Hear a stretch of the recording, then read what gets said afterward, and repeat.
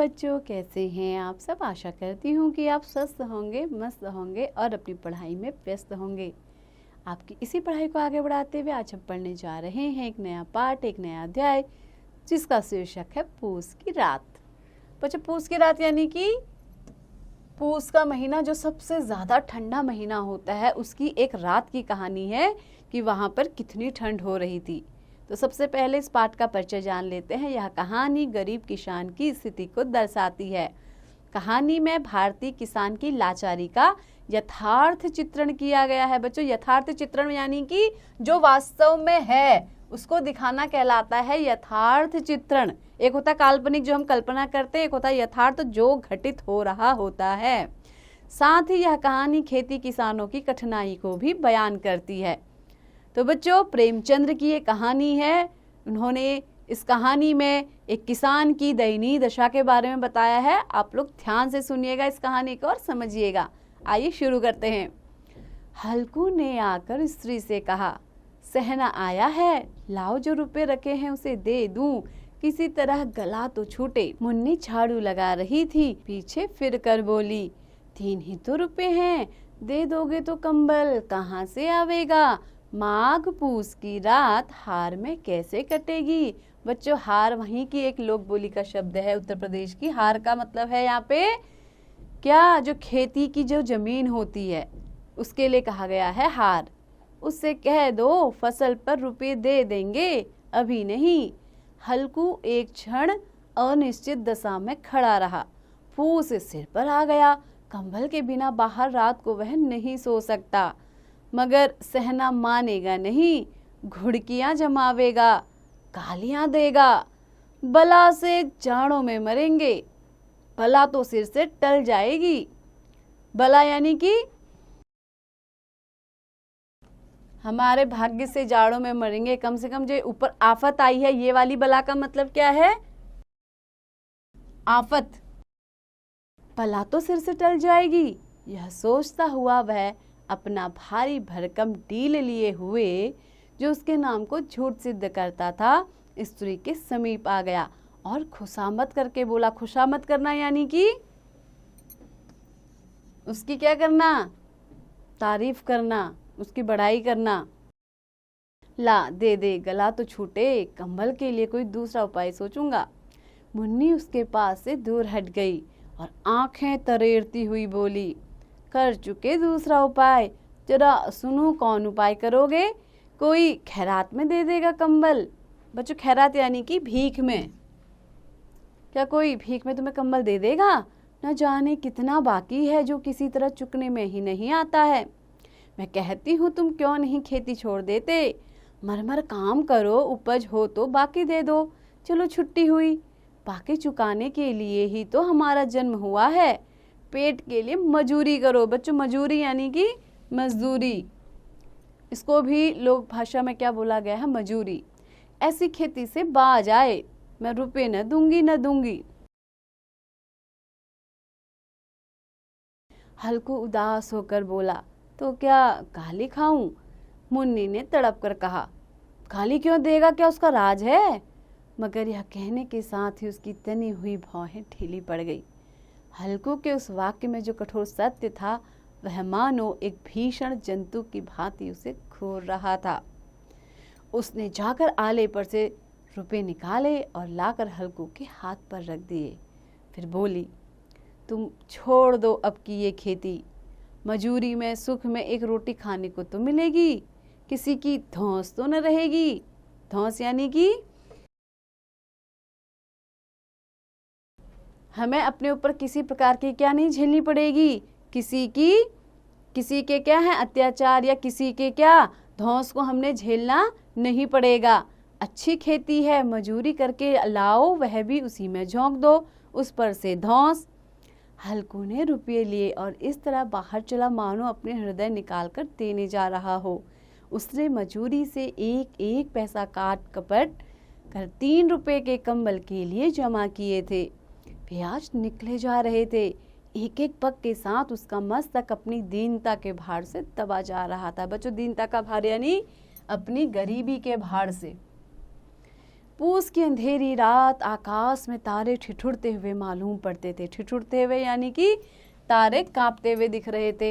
हल्कू अपने खेत के किनारे ऊख के पत्तों की एक छतरी के नीचे, बच्चों ऊख के पत्ते या ईख के पत्ते भी कह सकते हैं इसको, यानी कि गन्ने के पत्ते के नीचे, छतरी के नीचे बांस के खटोले पर अपनी पुरानी गाढ़े की चादर ओढ़े पड़ा कांप रहा था। खाट के नीचे उसका संगी कुत्ता झबरा पेट में मुंह डाले सर्दी से कू कू कर रहा था। दोनों में से एक को भी नींद ना आती थी। हल्कू ने घुटनों को गर्दन में चिपकाते हुए कहा, क्यों झबरा, जाड़ा लगता है? बच्चों जाड़ा यानी कि सर्दी लगती है। कहता तो था घर में पुआल पर लेटे रहो, यहाँ क्या लेने आए थे? अब खाओ ठंड, मैं क्या करूं? जानते थे मैं हलवा पूरी लिए आ रहा हूँ, दौड़े दौड़े आगे आगे चले आए। अब रो नानी के नाम को। झबरा ने पड़े पड़े दुम हिलाई और अपनी कूकू को दीर्घ बनाता हुआ एक बार जम्हाई लेकर चुप हो गया। उसकी स्वान बुद्धि ने शायद ताड़ लिया। बच्चों स्वान बुद्धि यानी कि कुत्ते की बुद्धि। क्या ताड़ लिया था? उसे ताड़ लिया कि स्वामी को मेरी कूकू से नींद नहीं आ रही है। हल्कू ने हाथ निकाल कर झबरा की ठंडी पीठ सहलाते हुए कहा, कल से मत आना मेरे साथ, नहीं तो ठंडे हो जाओगे। यह राड़ पछुआ न जाने कहाँ से बर्फ लिए आ रही है। पछुआ यानी कि पश्चिम की ओर से चलने वाली हवा को कहते हैं पछुआ। उठू फिर एक चिलम भरूं, किसी तरह रात तो कटे। कई चिलम तो पी चुका, यह खेती का मजा है। और एक भगवान ऐसे पड़े हैं जिनके पास जाड़ा जाए तो गर्मी घबरा कर भागे। मोटे मोटे गद्दे, लिहाफ, कंबल, मजाल है जाड़े की गुजर हो जाए। तकदीर की खूबी है, यानी कि वो क्या है, तकदीर के धनी हैं अपने भाग्य के। मजूरी हम करें, मजा दूसरे लूटें। हल्कू उठा और गड्ढे में से जरा सी आंख निकाल कर चिलम भरी। झबरा भी उठ बैठा। हल्कू ने चिलम पीते हुए कहा, पिएगा चिलम? जाड़ा तो क्या जाता है, हाँ जरा मन बहल जाता है। झबरा ने उसके मुंह की ओर प्रेम से छलकती हुई आंखों से देखा।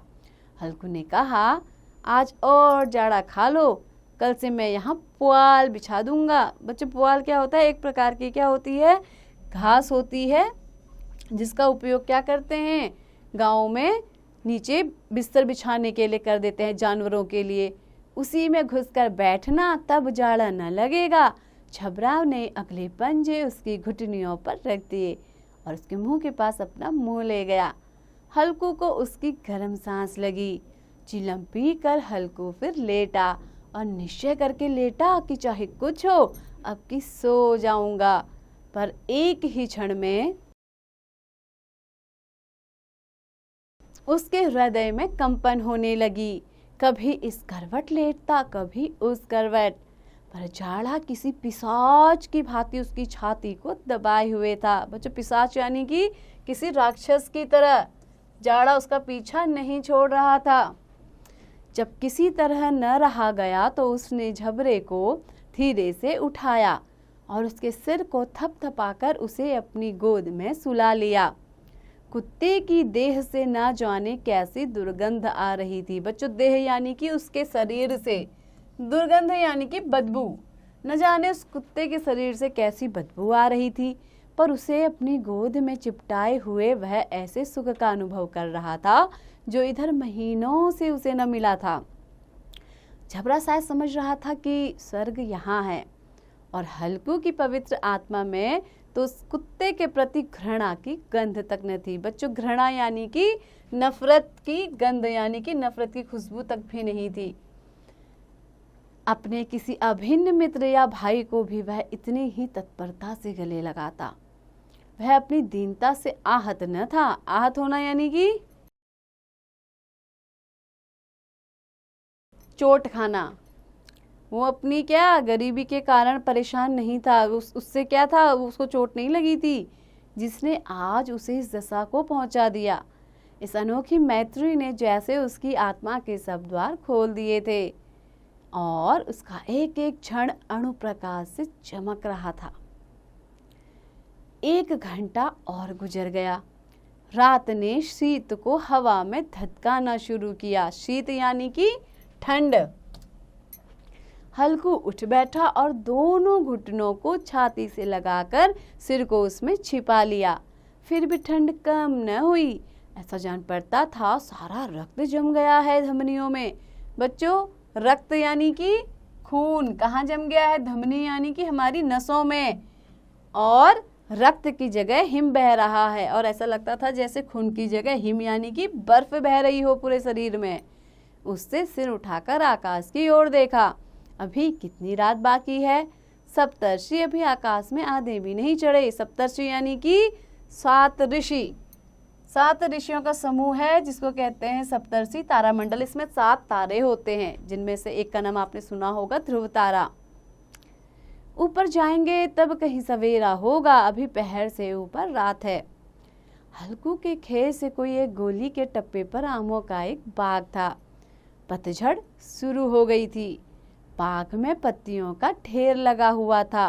हल्कू ने सोचा चलकर पत्तियां बटोरूं और उन्हें जलाकर खूब तापूं।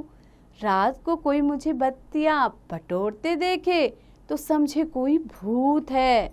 कौन जाने कोई जानवर ही छिपा बैठा हो, मगर अब तो बैठे नहीं रहा जाता। उसने पास के अरहर के खेत में जाकर कई पौधे उखाड़ लिए और उनका एक झाड़ू बनाकर हाथ में सुलगता हुआ उपला लिए बगीचे की तरफ चला। बच्चों, उपला यानी कि गोबर से बनाया गया एक क्या होती है? एक पट्टी होती है जिसको जलाते हैं। जलाने का यानी कि ईंधन का काम करते हैं, उससे ईंधन का काम लिया भी जाता है। इसको कहते हैं उपला। झबरा ने उसे आते देखा तो पास आया और दुम हिलाने लगा। हल्कू ने कहा, अब तो नहीं रहा जाता झबरू, चलो बगीचे में पत्तियां बटोर कर तापें, उसके बाद सोएंगे। अभी तो रात बहुत है। झबरा ने कूकू करके सहमति प्रकट की और आगे आगे बगीचे की ओर चला। बगीचे में खूब अंधेरा छाया हुआ था और अंधकार में निर्दय पवन, निर्दय यानी कि जिसको किसी पर दया नहीं आती है, ऐसी वायु, ऐसी हवा चल रही थी। पत्तियों को कुचलता हुआ चला जाता था। वृक्षों से उसकी बूंदें नीचे टप टप टपक रही थी। एकाएक एक झोंका मेहंदी के फूलों की खुशबू लिए हुए आया। हल्कू ने कहा, कैसी अच्छी महक आई झबरू, तुम्हारी नाक में भी कुछ सुगंध आ रही है। झबरा को कहीं जमीन पर एक हड्डी पड़ी मिल गई थी, उसे निचोड़ रहा था। हल्कू ने आग यानी कि सुलगता हुआ उपला जमीन पर रख दी और पत्तियां बटोरने लगा। जरा सी देर में पत्तियों का एक ढेर लग गया। हाथ ठिठुरे जा रहे थे। ठिठुरे यानी कि ठिठुरन हो रही थी। नंगे पांव गले जाते थे और वह पत्तियों का पहाड़ खड़ा कर रहा था। इसी अलाव में वह ठंड को जलाकर भस्म कर देगा। बच्चों, अलाव क्या होते हैं? जब क्या पुरानी जो लकड़ी होती है या फिर कोई पेड़ की जो शाखाएं, टहनियाँ होती हैं, उनके जो टुकड़े होते हैं या फिर पेड़ों के सूखे हुए जो पत्ते होते हैं, इनको इकट्ठा करके क्या किया जाता है? गाँव में आग जला करके सेकी जाती है, तापी जाती है, उसको कहते हैं अलाव। तो आगे बढ़ते हैं। थोड़ी देर में अलाव जल उठा। उसकी लौ ऊपर वाले वृक्षों की पत्तियों को छू छू कर भागने लगी। उस अस्थिर प्रकाश में, बच्चों अस्थिर प्रकाश यानी कि जो स्थिर ना हो, ऐसा प्रकाश जो स्थिर ना हो, अभी है अभी थोड़ी देर में नहीं है, अस्थिर। बगीचे के विशाल वृक्ष ऐसे मालूम होते थे मानो उस अथाह अंधकार को अपने सिरों पर संभाले हुए हो। अथाह यानी जिसकी थाह नहीं होती, जिसको हम जान ही नहीं सकते कि वो कितना है मात्रा में या संख्या में। अंधकार के उस अनंत सागर में यह प्रकाश एक नौका के समान हिलता मचलता हुआ जान पड़ता था। हल्कू अलगाव के सामने बैठा आग ताप रहा था। एक क्षण में उसने दोहर उतार कर बगल में दबा ली और दोनों पांव फैला दिए मानो ठंड को ललकार रहा हो। तेरे जी में जो आए सो कर, ठंड की असीम शक्ति पर विजय पाकर वह विजय गर्व को हृदय में छिपा न सकता था। उसने झबरा से कहा, क्यों झबरू, अब क्या ठंड नहीं लग रही है? झबरा ने कू करके मानो कहा हो, अब क्या ठंड लगती ही रहेगी? पहले से यह उपाय न सूझा, नहीं तो इतनी ठंड क्यों खाते? झबरा ने पूछ हिलाई। अच्छा आओ इस तालाब को कूद कर पार करें, देखें कौन निकल जाता है। अगर जल गए बच्चों तो मैं दवा न करूंगा। झबरा ने इस अग्नि राशि की ओर कातर नेत्रों से देखा। कातर यानी कि थोड़ा सा भयभीत नेत्रों से। मुन्नी से कल न कह देना, नहीं तो वह लड़ाई करेगी। यह कहता हुआ वह उछला और उस अलाव के ऊपर से साफ निकल गया। पैरों में जरा लपटे लगी, पर वह कोई बात न थी। झबरा आग के गिर्द घूमकर उसके पास आ खड़ा हुआ।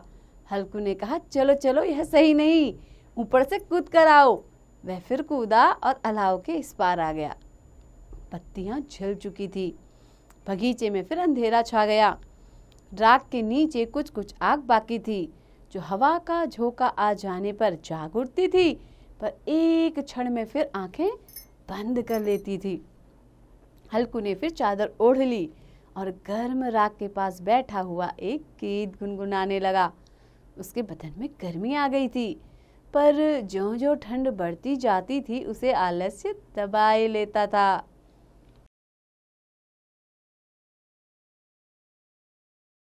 झबरा जोर से भौंककर खेत की ओर भागा। हल्कू को ऐसा मालूम हुआ कि जानवरों का एक झुंड उसके खेत में आ गया है। शायद नील गायों का झुंड था। उनके कूदने दौड़ने की आवाजें साफ कानों में आ रही थी। फिर ऐसा मालूम हुआ कि वे खेत में चर रही हैं। उनके चरने की आवाज चर्र चर्र सुनाई देने लगी। उसने दिल में कहा, नहीं, झबरा के होते हुए कोई जानवर खेत में नहीं आ सकता। नो छेड़ा ले, मुझे भ्रम हो रहा है। कहाँ, अब तो कुछ नहीं सुनाई देता।